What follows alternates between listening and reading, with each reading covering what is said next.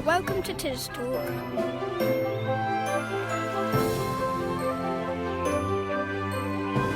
Anne Martin has been speaking to David Childs, who helps organise the commemorations here in Tisbury. In retirement, David has set up the National Memorial Arboretum in Staffordshire. He also tells us about his project with the Mary Rose. I'm with David Childs today, who lives in Chicksgrove. Many of you will be familiar with David because he organises Armistice Day at the War Memorial in Tisbury every year. Most of his career was spent as a naval officer, but since he retired, he's had a very interesting post-career. So can you tell us what you did when you first retired from the Navy? Well, I got involved with creating the National Memorial Arboretum up in Staffordshire, which was a Millennium project at the time, opened in 2001 by the Duchess of Kent, who's just sadly departed. I spent 10 years planting trees and then went to develop the new museum at the Mary Rose down in Portsmouth. How did you become involved in the Arboretum? What inspired you to do this? I was on a trip to Washington and had some time off and went to the National Arboretum and Arlington Cemetery on the same day and woke up in the night with the idea that you could put those two things together. It might work somewhere in Britain. And then on the flight back, I saw an article in the Telegraph which said there was going to be a national forest created in the Midlands. So I wrote to them with my idea and it was adopted and we started. And I'd never planted a tree, raised any money or bought any land. So it was starting right at basics, something I'd never come across doing before. And it worked, which was really due much more to luck than any good judgment by me. Gosh, but you spent 10 years on this project, didn't you? Roughly? Yes, we started, the land we started was reclaimed gravel works. It was dreadful condition. And so it took a while to clear all that. And then the trees we planted were saplings about 18 inches tall. And now they're 20 odd foot. And it's turned out to be a really wonderful place. It gets over 300,000 visitors a year. So it's can judge it quite successful now.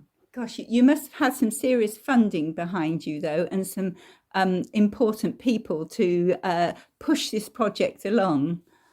Not really. I had a lot of important people agree to be patrons as long as they all said they didn't have to do any work. So we could use their name but not ask them to do anything. It was created by volunteers. God. A huge number of local people wanted to get involved and they all would do whatever you asked them to do. There was no sort of people mucked out loos, served at table, washing their hands between the two tasks, but or planted trees. It was a brilliant example of volunteer work. Gosh, that's fantastic. It sounds like a place even better than Tisbury in terms of volunteers and getting involved in things. How wonderful. And tell me a bit about the Mary Rose Trust. How did you get involved in that?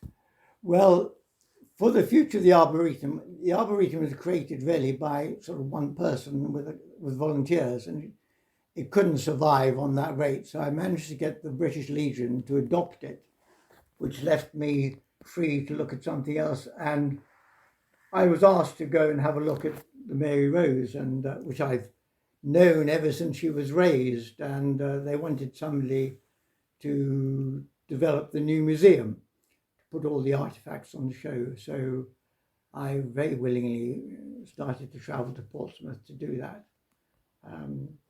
I have to say, not very successfully. I had to hand it over after 3 years to somebody who made a far better job than I was doing. I don't believe that. I remember you took the History Society on a visit to Mary Rose about 8 years ago or so, which was wonderful. Fantastic yeah, it's a visit. Lovely place to show people around. There's so much to sort of amaze that it's just a delight to be able to walk around. Maybe it's time for another Tisbury visit to the Mary Rose sometime. They must have revamped the museum and done more things since we last visited. Not much more, I don't think, because Now you've got the ship on display. There isn't much more you can do. But a revisit would be good. One of the things you have to worry about is something like the Mary Rose. How do you encourage people to come back? Yes. So let me encourage Tisbury to come back. Oh, yes, definitely. I think we should. I'm also very interested in two books that you wrote, and I'm sure people in Tisbury will be too. One is the book in Invading America and the follow-on New World, Old Wars. Can you tell us a bit about these books? The first one looks at how the English actually settled into America, and in fact what was an invasion, a takeover of somebody else's land, which we don't really make much about, but it really was that way. We wiped out a civilization to take over their country. The second book actually covers the period when Mayhew and some local people from Tisbury and Chilmark were settling in America, and they were in fact very different with sort of Quaker outlook on life.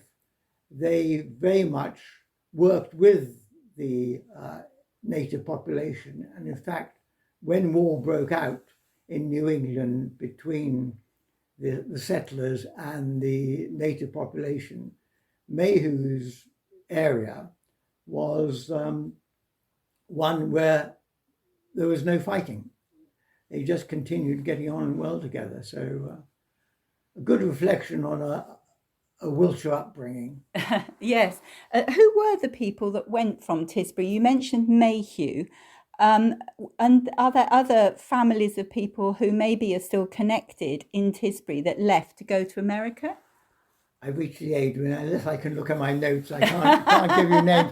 Yes, but there were several people, relations of Mayhew. Right. And in fact, to bring it all up to date, Mayhew's great granddaughter is Taylor Swift. Oh, that's fantastic.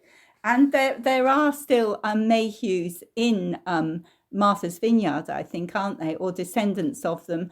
Because during lockdown, when we were doing online talks for the History Society, I actually got in contact with the library in Martha's Vineyard, and we had a rather nice link, and they actually listened in to some of our talks in Tisbury in England, yes. Which was rather nice. And I know that when we were raising money for the East Window, some of the funds, I think, came from New England.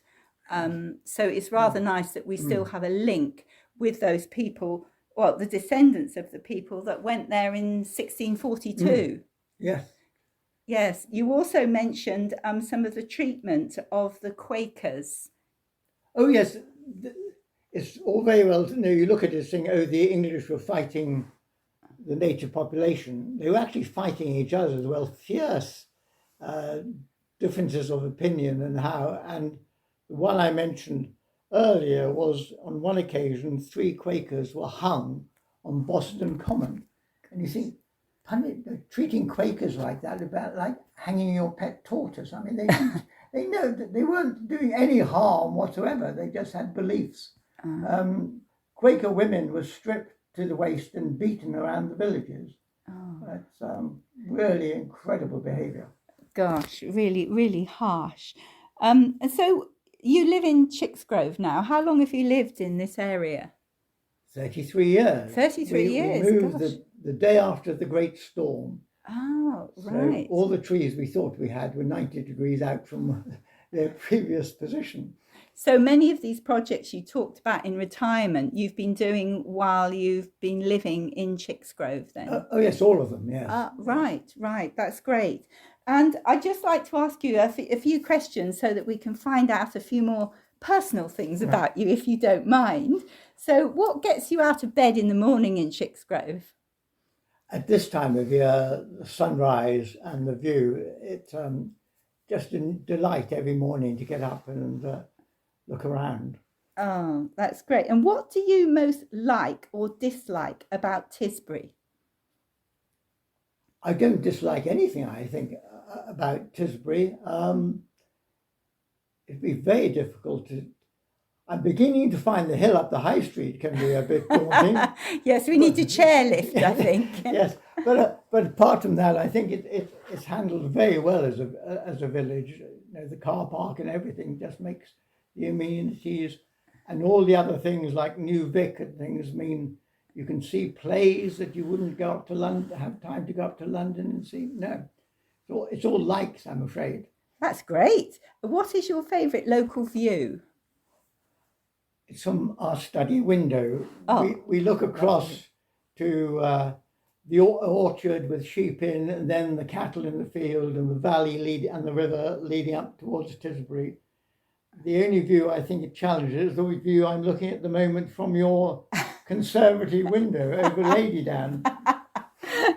Can you complete this sentence? Not many people know this about Tisbury, but...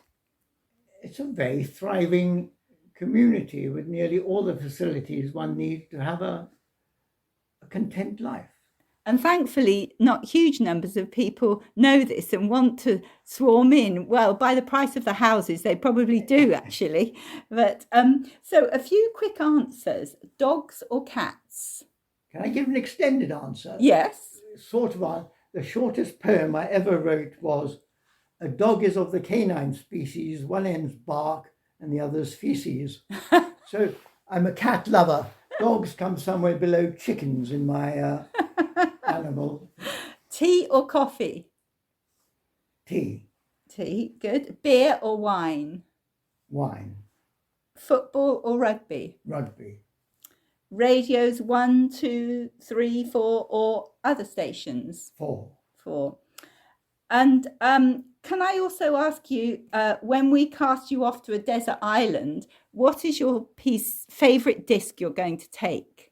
The most difficult question at the last. I can give you the 7 I would take, but I think it would have to be Handel's Messiah. Right, great. Thank you very much indeed for talking to us. Thank you. That was fun.